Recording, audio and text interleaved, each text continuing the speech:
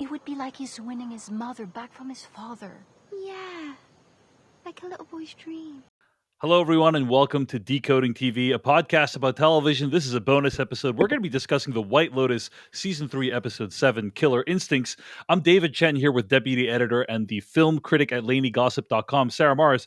Sarah, if somebody offered you $100,000 to forget that they killed someone, would you accept that?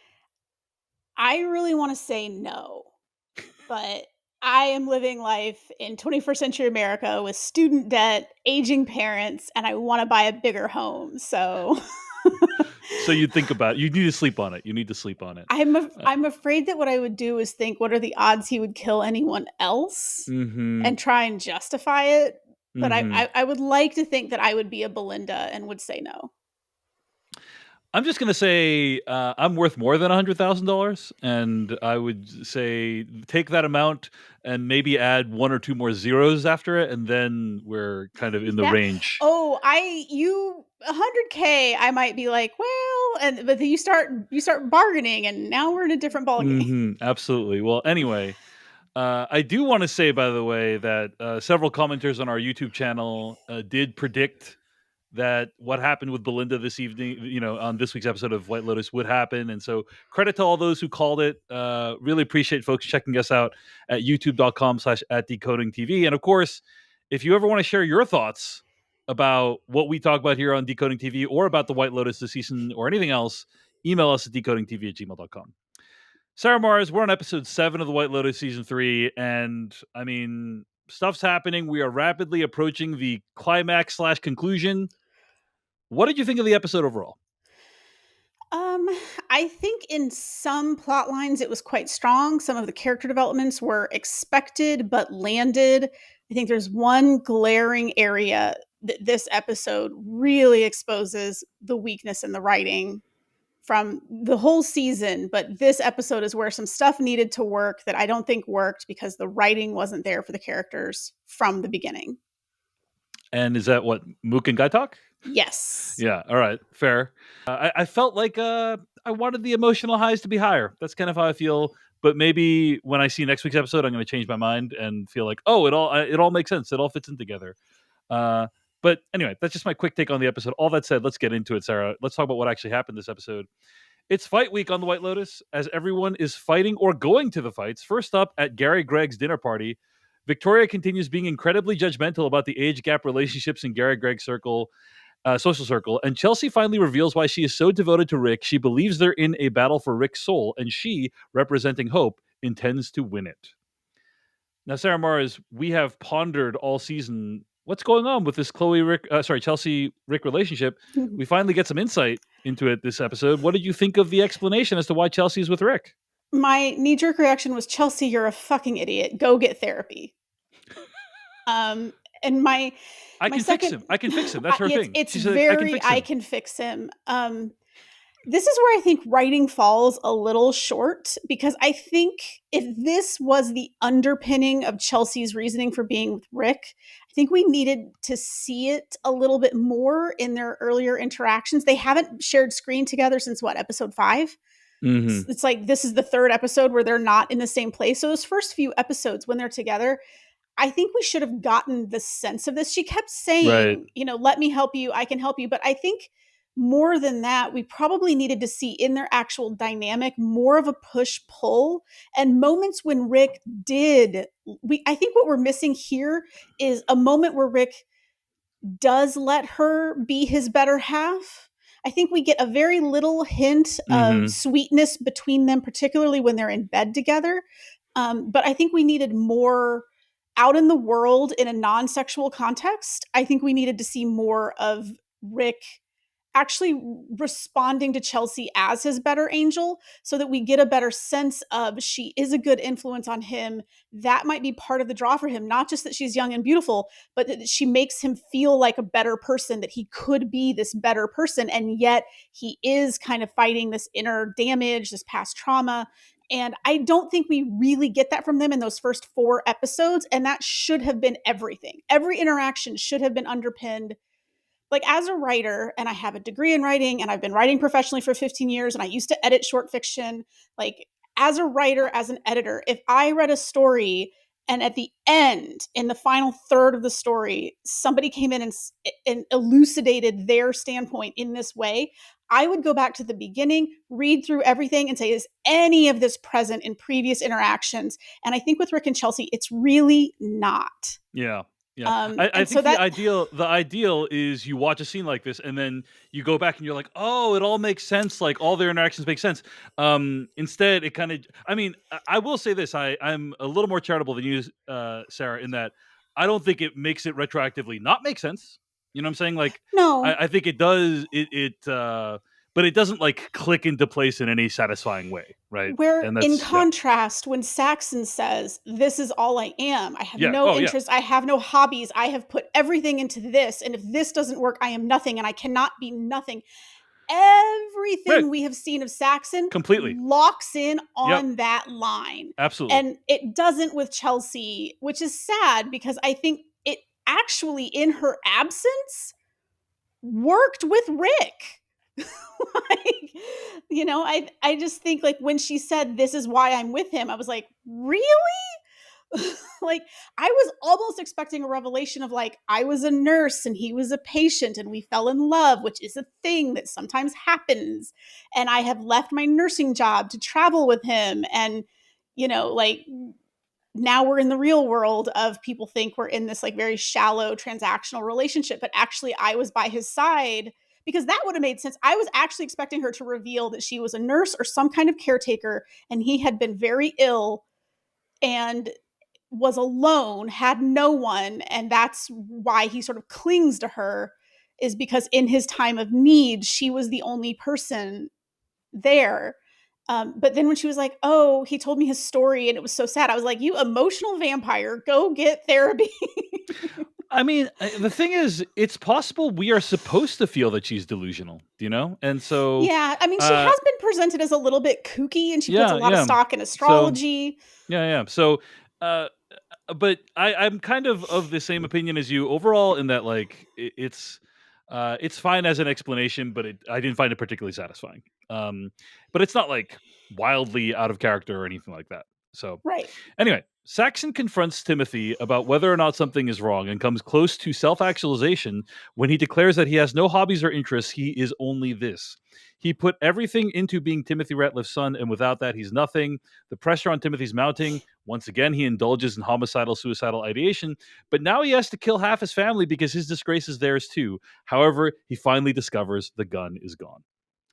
So let's talk a little bit about Saxton's plotline this episode. You mentioned his whole self-actualization thing.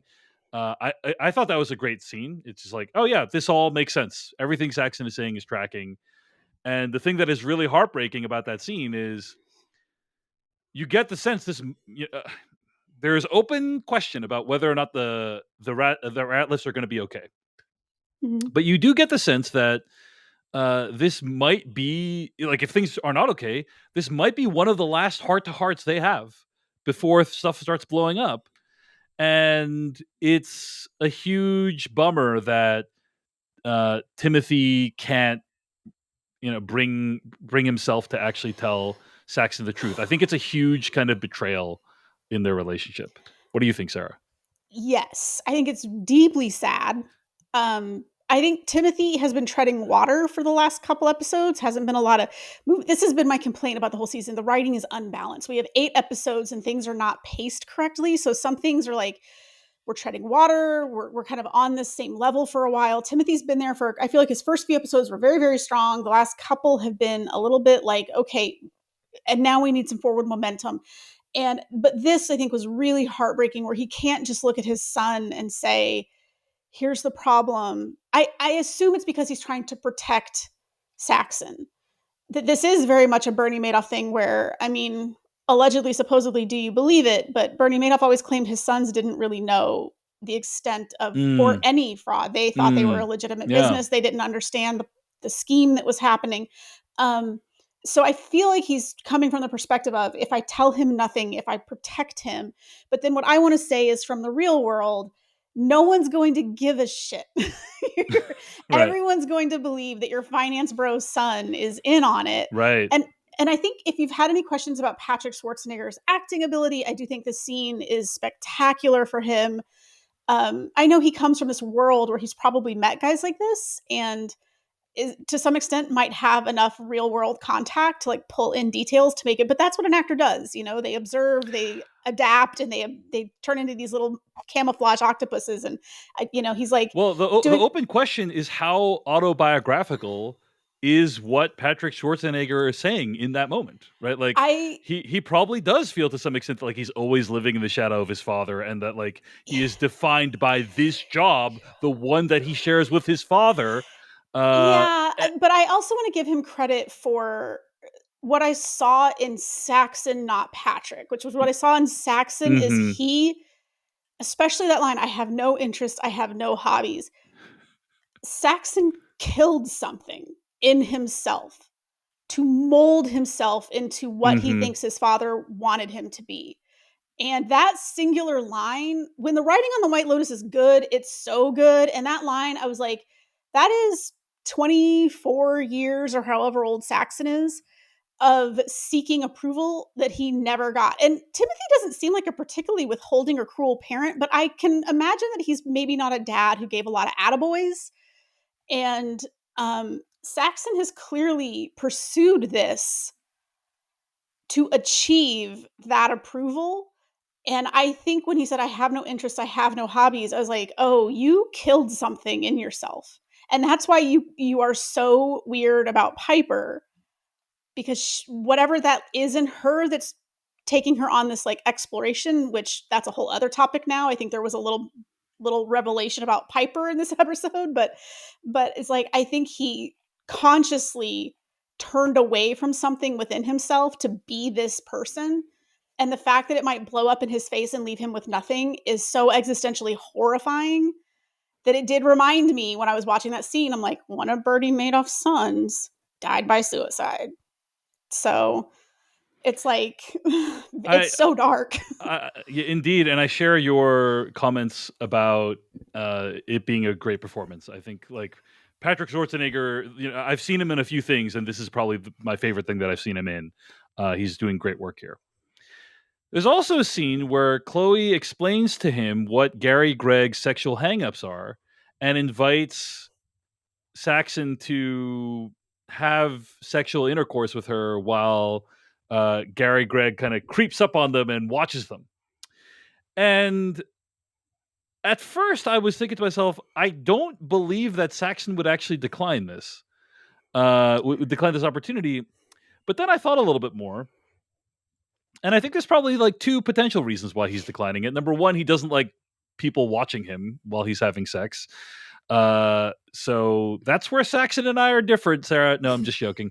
And then the other thing is, we talked about this last week, but like, and some people wrote into decodingtv@gmail.com and commented on YouTube and saying that like, Saxton has been sexually violated, in last week's episode, and probably is feeling different about sex or has a different relationship with sex this week because of that, on this week's episode, I should say. And in that light, I do think it's plausible that he would react the way he did, but it is just quite a turnaround from the kind of like, I want to have sex with anything that moves character that we saw in the opening episodes, right? But I think that's more evidence that Saxton that there is something in him that he is denying, which maybe it's a more fluid sexuality, maybe it's, not, but I think there is some part of him that he is forcing down, denying, that he is playing a part. The protein shakes, the weird, like, people just want to be used, all of that stuff is the part.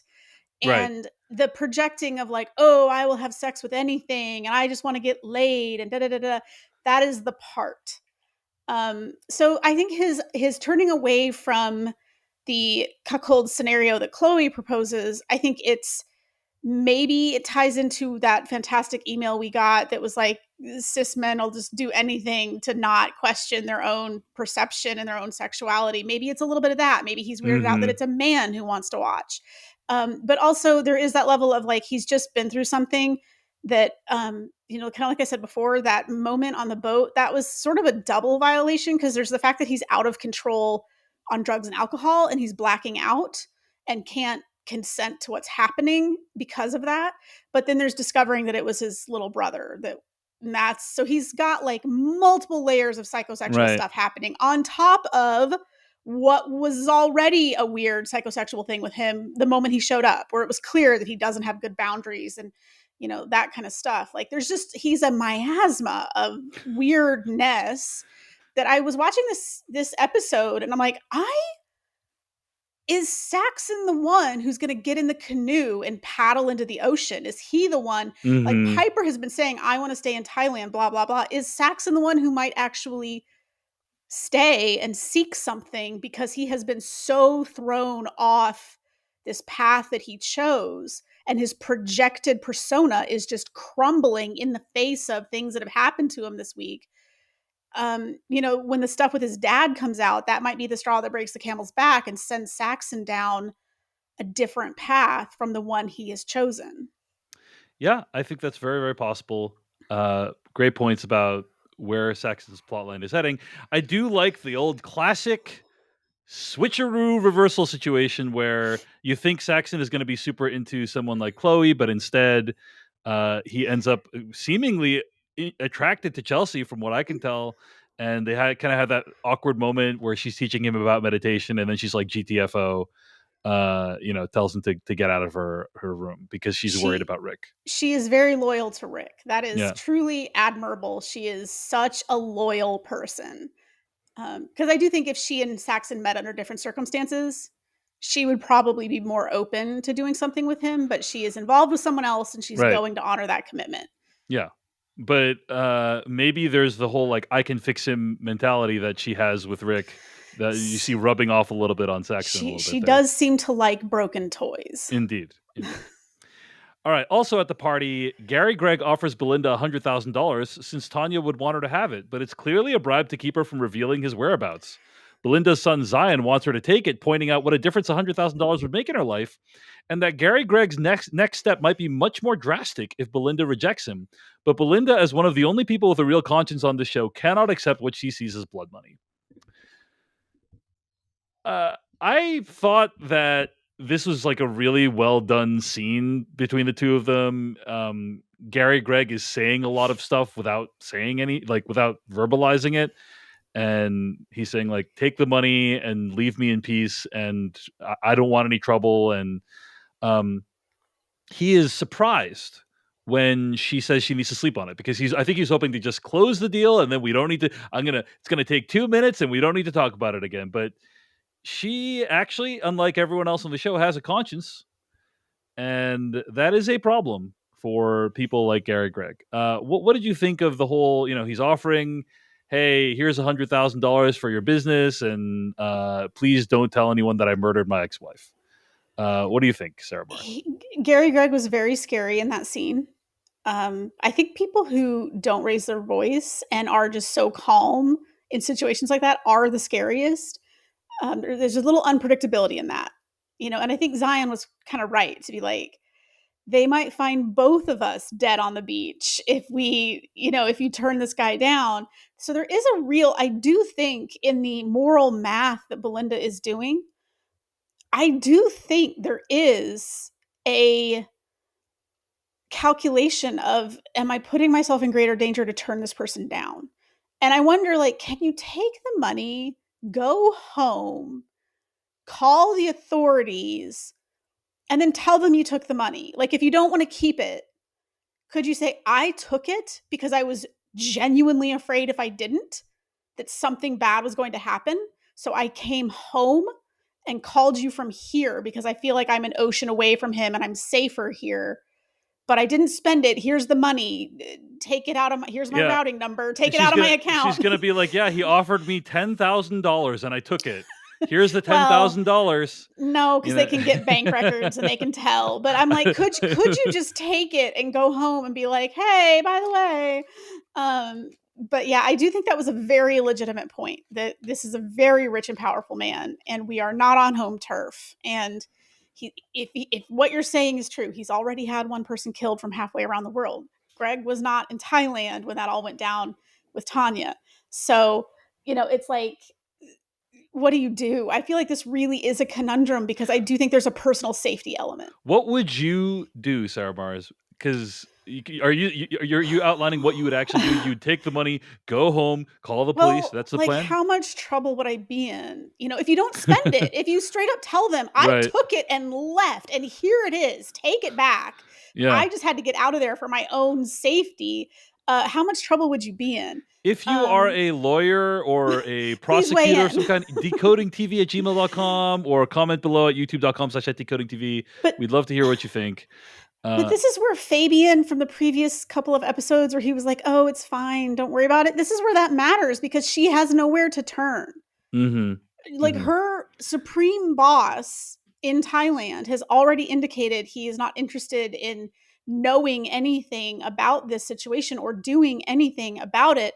And what is she? I mean, truly, she putting myself in Belinda's shoes, she must feel like she has nowhere to turn and that she is deeply unsafe in this moment. So it's very scary. I'm just going to say, take the money, Sarah, because here's the thing. If he actually intended to do you harm, he wouldn't offer you money. You know what I'm saying? Like, he would just have you killed. Like, there's no reason to go through with the charade, but he's just like, I don't want to do that anymore. That's like in my past, like. I just think I would have to ask for more than 100K. Yeah, I think absolutely. I would literally have to sit down, like, yeah, let me sleep on it. And I would have to like open up my banking apps and be like, okay, this is how much my student loan is. This is how much equity I have in my current home. Here's what I want to buy for my second home. Now, I also have to think about my aging parents and they might live for 20 more years. And like, and then go back that's to him literally and be what like, Belinda was doing off screen. Like, she did all that stuff and she's like, this is not going to work out. It's I not feel going to like I'm pencil out. going to need way more than $100,000 to ignore the fact that I truly believe you had someone killed. Yeah. I agree that 100,000 is not very much, but it's like, and that's the thing is like, I think it's actually kind of disrespectful that he offered only $100,000. He lowballed her. Yeah, 100%. But like, what is she gonna do? Ask for more? Because then she's making herself a problem, and then he's like, oh well, if you don't want $100,000, I'll just have you killed. It's like, guy, like you should make it a conversation-ending number. Do you know what I'm saying? Like, it reminds me of Michael make it Clayton. even like 500,000. Like, just be like, that's like, okay, like, all right, now we're talking. Well, it reminds me of that scene in Michael Clayton where he's saying to Tilda Swinton's character, I'm the guy you buy off. I'm the guy you buy off, right? But I do feel like maybe she could go back and be like, I also don't want to have any headaches. And here's the number that it would take for me to not have any headaches.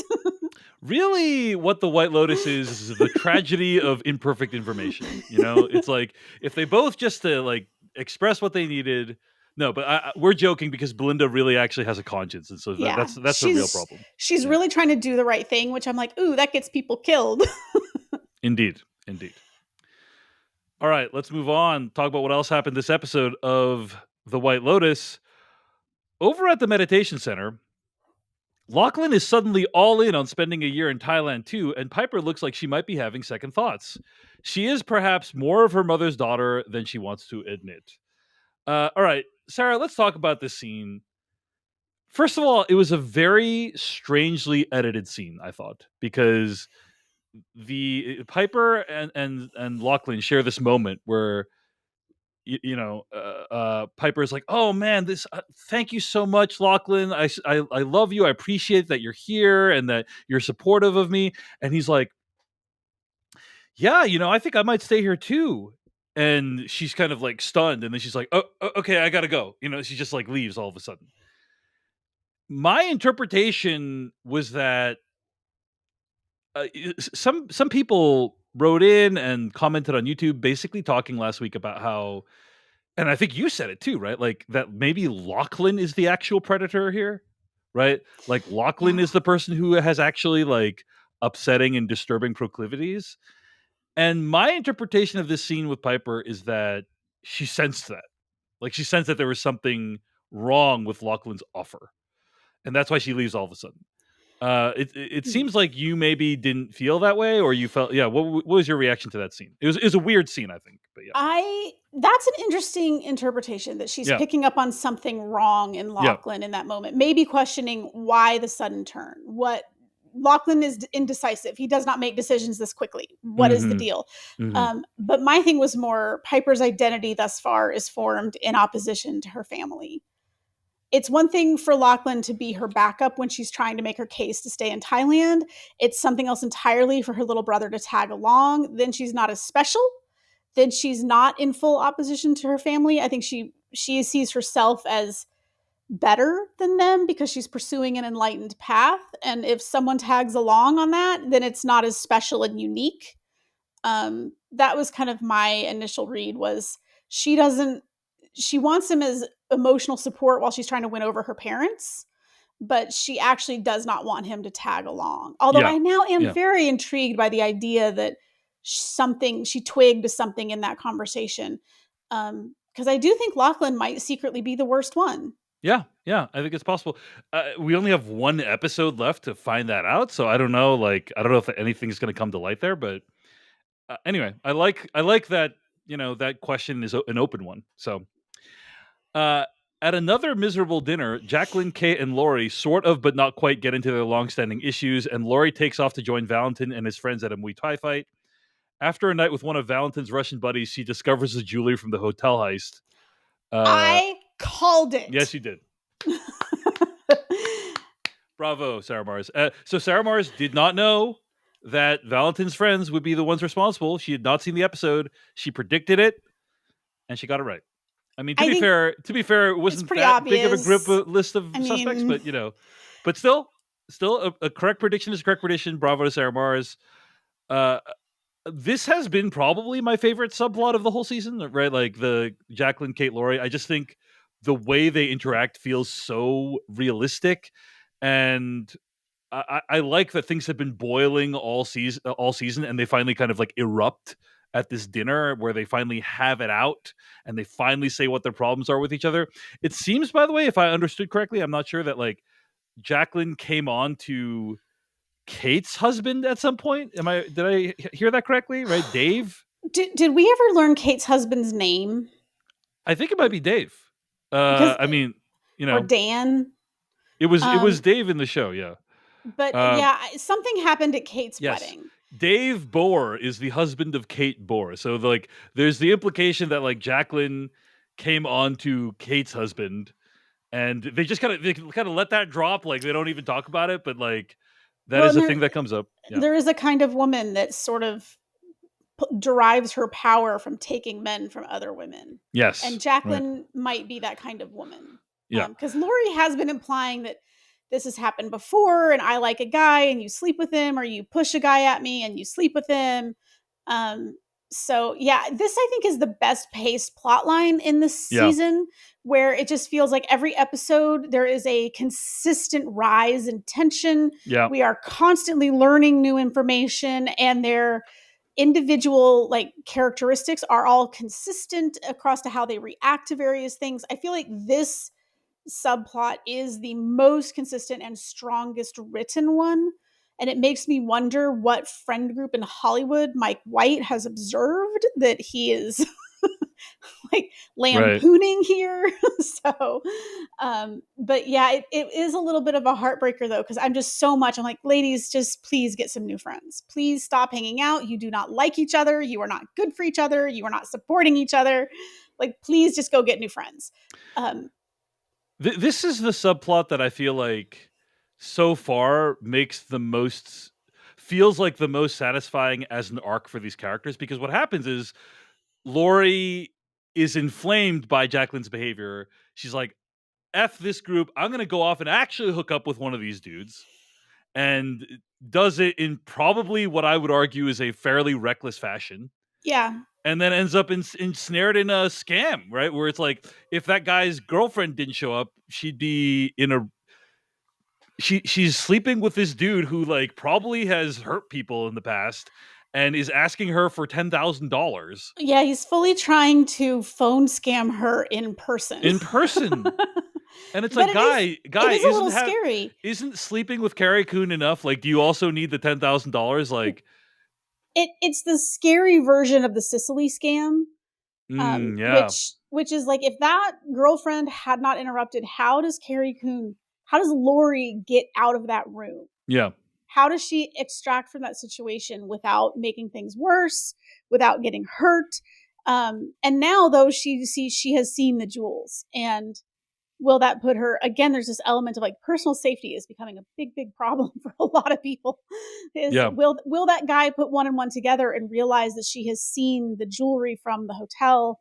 Will he make the leap that she is aware that that is the jewelry from the hotel? I mean, it would be one thing to think it's stolen, but to actually connect it to that heist, like, it just puts Lori in so much danger. Kate is rightfully worried about her. And Jacqueline just genuinely doesn't seem to care. I really think Jacqueline and Lori are the worst. I know we're supposed to sort of judge Kate because like she maybe probably definitely voted for Trump. But at the same time, I'm like, honestly, in this triad of evil, Kate is not the worst. Jacqueline and Lori are it is that meme of like, I can make them worse. They make each other worse. They need to get away from each other. And I do find that there is something interesting. Carrie Coon has a thing in Variety this week that there was originally a subplot where we find out that her child was non-binary, and that got cut after Trump won the presidency and is like very against acknowledging any queer people exist. Interesting that they would leave that out, but incest is okay. Just sort of interesting about what it says about like cultural norms and mores and things.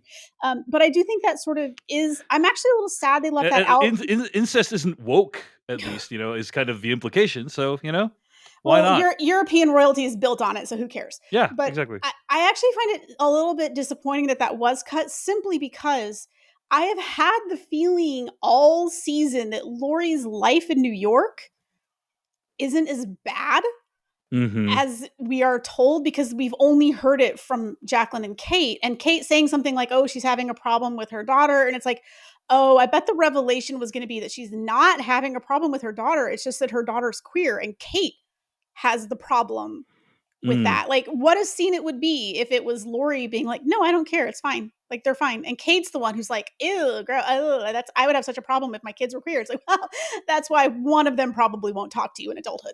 But I think it's sad that we did lose that, because I have a feeling like when Jacqueline was like, you chose to work at this company where maybe she lost a promotion, she didn't make partner. And Jacqueline's like, well, you're the one who chose to work at one company, and your marriage didn't work out. Jacqueline, baby, your marriage is in the garbage can. But I have this feeling that things aren't as dire for Lori as her friends think. It's just that she got divorced, and maybe her kid isn't, is queer, isn't moving through the world as like what Kate would deem to be an acceptable, way. And I would just like to see some actual evidence of it, because I'm just taking very thin context clues. And then when Carrie Coon was like, oh, there was this scene and it got cut, I was like, that was probably it. That was probably the thing that would reveal, actually, Lori's life is kind of okay. It's just that she's divorced. Also coming to the realization that the hotel heist was an inside job this week is Guy Talk, who is on his first date with Mook. Guy Talk reveals he's quite religious, enough that the Buddha's anti-violence teachings mean something to him, which conflicts with the requirements of his job, especially if he wants a promotion to bodyguard. He has to be willing to do violence to achieve that, and Mook points out that fighting is natural and part of human nature, so why shouldn't he commit himself to a possibly violent life if it means getting a promotion? So I thought this was fine. I think you really are not a huge fan of the subplot, Sarah. Like, what's your thoughts on this? I just wish it was better developed. We did see in the very early episodes, we did see Guy Talk drop off an offering to the shrine at the hotel or on the way to the hotel. Not super clear where that shrine is in relation to everything. But there's really no, I mean, I have thought from the beginning, you are too nice to be this person, to be this gun-toting guard person. You're too nice for that. But I think if the underpinning is, I want these things in my life, but they are in direct conflict with my personal beliefs, my values, that should be sewn in from the beginning, where we look back at Guy Talk's choices and actions to this moment, and it illuminates a consistent path that we're like, oh, this is why he reacts the way he does. And all we've really seen of Guy Talk is that he's a little bit shy and he's quite sweet. And I don't think there was anything really that underpins, I am actually a devout Buddhist, and being a bodyguard and the thought of having to do violence to someone or fire a gun upon someone is anathema to me because of those beliefs. We have not seen that. And it's because we just haven't really seen enough of Guy Talk. He and Mook are drastically underwritten to the point that I've been having conversations with people for a couple of weeks that are like, does Mook even like him? I thought she was friend zoning him. And I'm like, no, she is smart and savvy, and she's trying to hitch her wagon to an upwardly mobile man. And she's like, Guy Talk, if you get a promotion, I will go out with you. She's being quite transactional. We just aren't getting enough of Mook to like appreciate it. I will say I did appreciate how awkward that conversation is, where Mook kind of realizes on the date, like, oh, you're not gonna be the kind of man that I want you to be. And then like it's kind of like a conversation, and it's awkward. It's like painful. And that's one of the things that White Lotus is great at, is giving us these like exquisitely awkward and painful interactions between characters having real moments. So all that said, I don't necessarily really disagree with that much of what you're saying. I'm curious how things are going to play out now that Guy Talk has realized he has identified the people behind the heist, and we'll see what he does about that. Sarah Marrs, before we talk about the final plot line, you want to let people know where they can find more of your work on the internet this week? You can find me at laneygossip.com, on the Substack, The Squawk, at various social medias, Blue Sky, Letterboxd, Instagram, at Cinesnark. And if you're enjoying this podcast, be sure to subscribe to us on YouTube at youtube.com/atdecodingtv. A lot of people watch us there, but they're not subscribed. Be sure to subscribe. Also, there's a podcast version. Check it out wherever you get your podcasts, Decoding TV. Okay. Final plotline. In Bangkok, Rick confronts Jim, who unsurprisingly does not remember Rick's father. The confrontation ends with Rick walking away from Jim, and he seems unburdened by the shadow of his childhood. Frank, however, is off the wagon and partying hard while Rick watches, seeming at peace for the first time.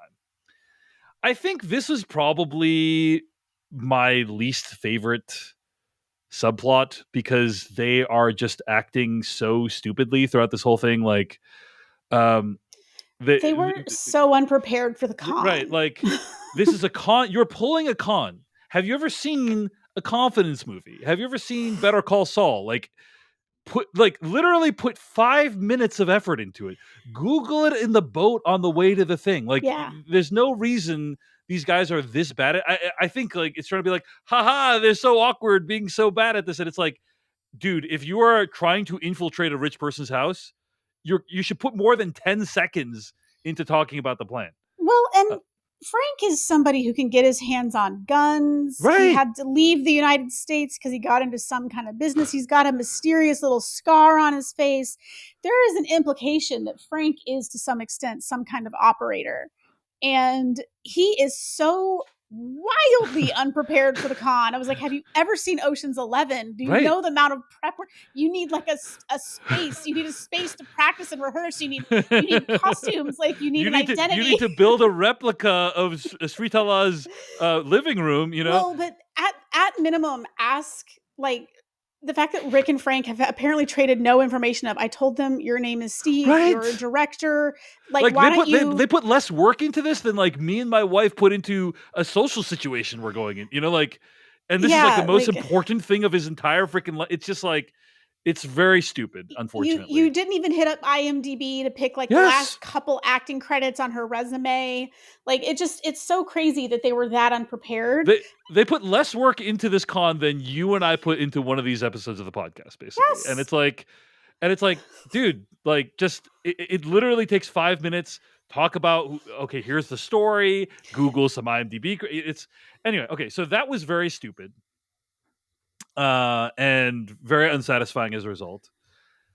And then Rick confronts Jim, and what's also very stupid is it's very obvious to anyone observing the situation that Rick is somehow deeply wrong about what happened with Jim, right? Like, there's some information that Rick doesn't have, and it's like, clearly you need to just let Jim speak. And he like is like, but I'm not going to let you talk. I'm going to stick a gun in your face. And it's like, guy, like, so this is like very frustrating to me to watch this, because it's just it felt, might yeah, it might be how a person would react in the moment of like, I've built this up in my mind. I get to talk. You don't get to talk. right.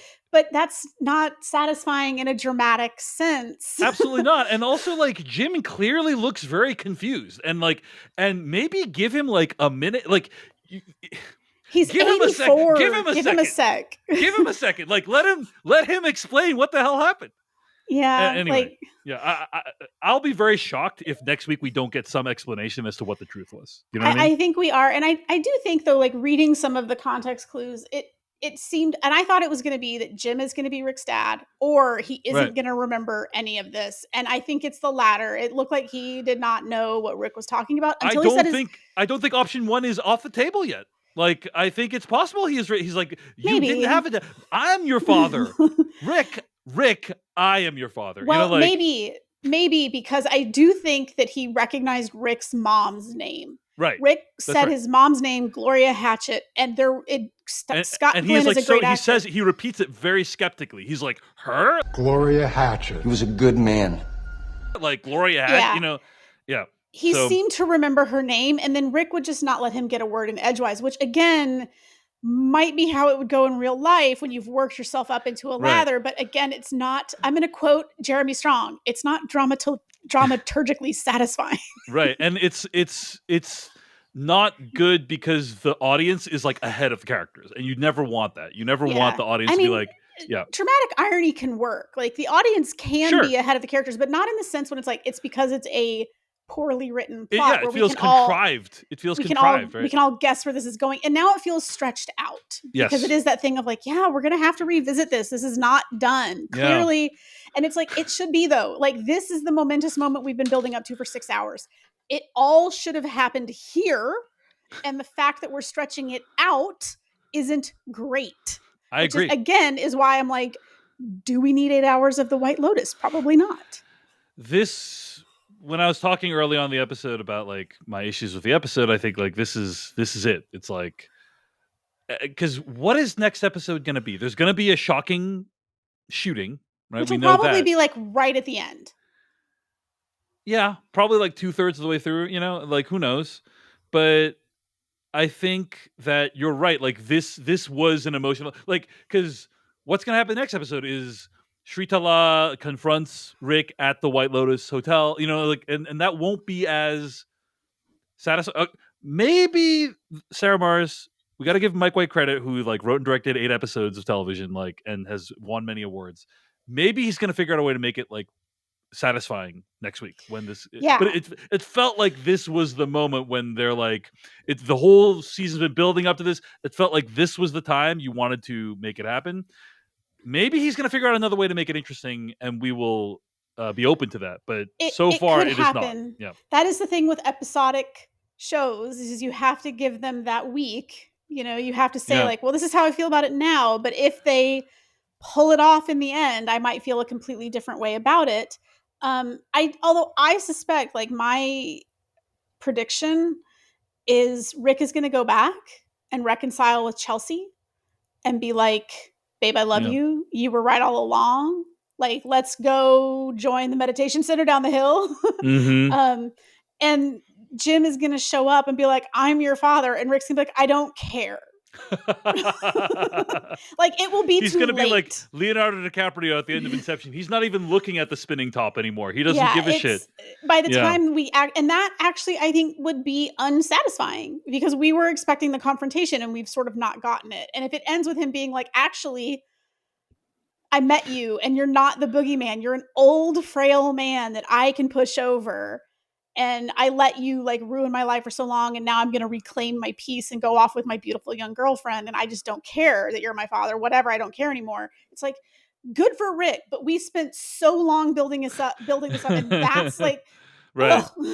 Yeah. That would be pretty unsatisfying if that was the ending, but we'll see. Sarah Marrs, any other thoughts on this week's episode and any predictions? This is our last time to make a prediction for next week's episode. My last thought is that Fabian sucks and nobody gives a shit about your shitty music. I really just cannot stand him. And I think that character, if you watch the arc of the 7 episodes so far, Fabian really falls off because I think Mike White realized that there was nothing interesting happening there. Like, Yeah. I think he just backed off Fabian. Yeah, he never really got a arc of any kind, really. So. But yeah, he sucks. Nobody likes him, and his music is bad. But how And do you really feel about him? Is my question. All right. Anyway, I guess my like big prediction is I still kind of expect there to be some sort of moment with the Ratliffs where it's like actually everything kind of worked out in your favor. Like some piece of information comes to light and they're like, you didn't have it. He opens his phone after the 4 days or whatever that he didn't have it. And it's just going to be like blown up, but it's going to be like in the end, actually, everything's kind of okay. Right. That's possible. It's just been built up as such a boogeyman in Timothy's mind that I'm like, watch just everything be fine for them. Just that's a good call. And obviously we saw, we heard multiple shots in episode 1 of the show. So I think the question is, one or more people dying, and who's dead at the end of the episode. One thing about White Lotus rules is the person who dies or persons are not really the people that you want to die. So like Saxon, probably safe. Victoria, probably safe. Jacqueline, probably safe. Kate, probably safe. You know, like it's probably like that's why I'm so worried for Guy Talk. Yeah, Guy Talk I'd say is a big risk, especially since he has now stated that he's like doesn't really want to be this guy. Like he doesn't really want to handle the gun and all of that. So I'm worried for Guy Talk. Wouldn't care in the least if it's Fabian. If it's Belinda, I will just be destroyed because she deserves it the least. And like her and Guy Talk, they deserve it the least. And by White Lotus rules, I'm like, they are in the most danger. But maybe I'm gonna put something out there. I'm gonna say Lachlan. He's the one that gets killed. There's something he does something weird, or maybe he confronts Saxon, and then Saxon gets so upset that somehow has a gun.